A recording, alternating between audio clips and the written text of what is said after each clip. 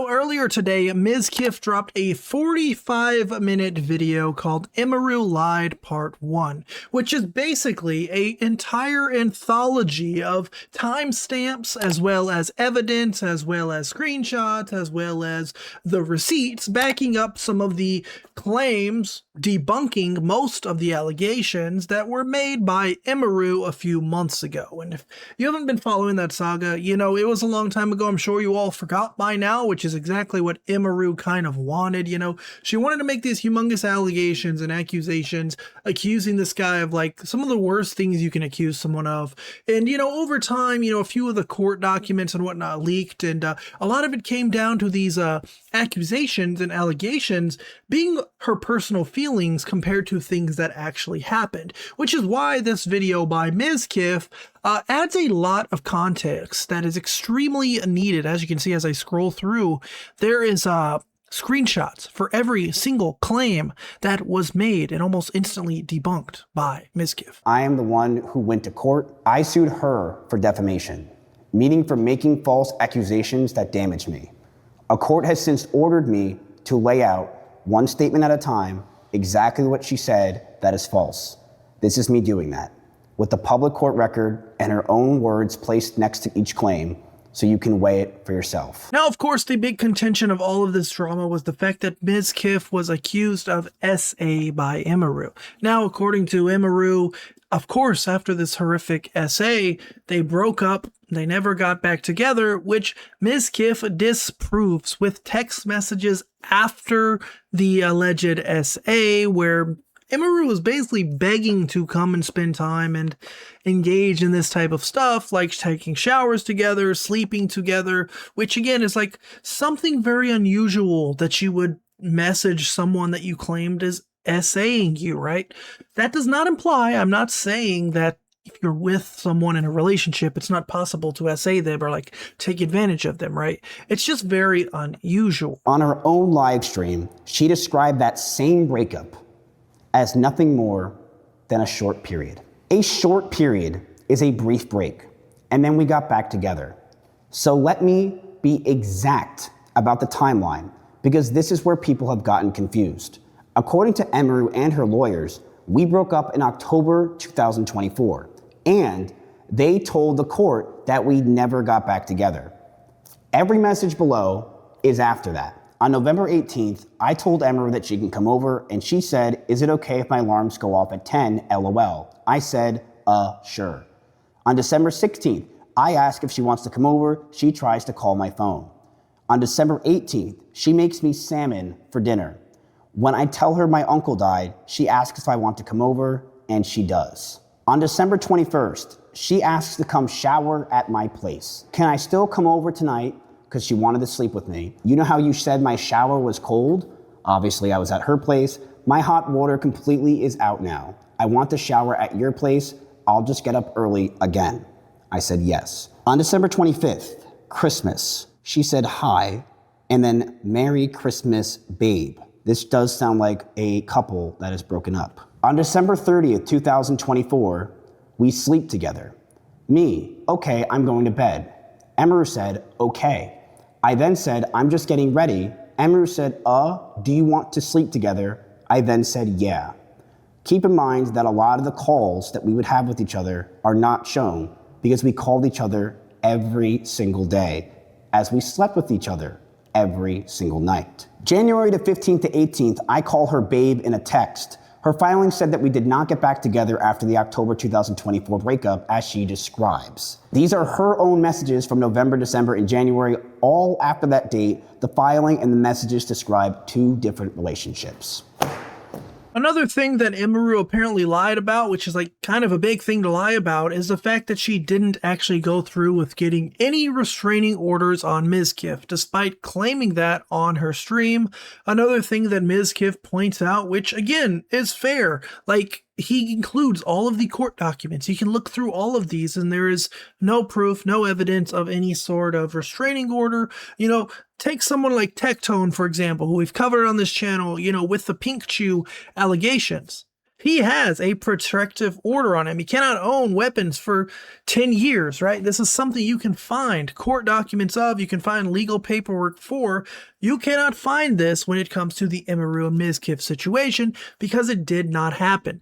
Emiru also claims on her own stream that she filed a restraining order in 2 states. Emiru said, and I quote, "I'm already in the process of filing a restraining order on him in both Texas and California." A restraining order is a public court record. It is not in her motion. It is not in her sworn declaration. It is not in her first reply. She has not produced one or any as of today, roughly 8 months later. After she announced it, there is still no restraining order or protective order of any kind against me that has appeared in Texas or California. My own attorney has received none, and the people who follow the case closely, watching for any filings of any type, have also found none. And the timing is the whole point. In both states she named, an emergency order is built to be fast because it's meant for people in real danger. In California, a judge can grant a temporary restraining order the same day you apply, with a full hearing set just 21 to 25 days later. In Texas, a judge can grant a temporary ex parte protective order the same day on a finding, a clear and present danger, with a hearing within 14 days. Someone who genuinely needs protection can have a temporary order in hours, not months.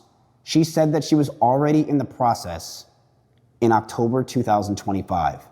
8 months later, there is nothing. This was another thing that it seems like Emiru just kind of said on her stream, to try to garner sympathy, when in reality, she never went through with getting this thing done. This is why Mizkif's allowed to keep making these videos, and he's not, silenced with a cease and desist or any type of protective order preventing him from talking about Emiru. Another extremely serious allegation is the abuse claim, which is what Emiru tried to claim. Mizkif is an abuser. He left a bruise in her eye, alluding to the idea that he threw her phone right at her eye and it almost took her out. She's barely survived it.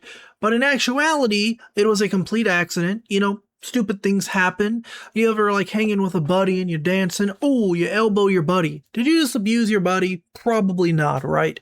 This is to the point where even Emiru can laugh about it. She can talk about how it's such a funny story. I would like to now talk about the abuse claim that Emiru tried to hint at on her stream. Here's the truth, in my own words. I have never hit Emiru. The one physical thing that ever happened was an accident. I had a habit of tossing my phone onto my bed, and one time it bounced off the mattress and caught her in the eye, and it left a bruise. I felt terrible about it. I apologized immediately.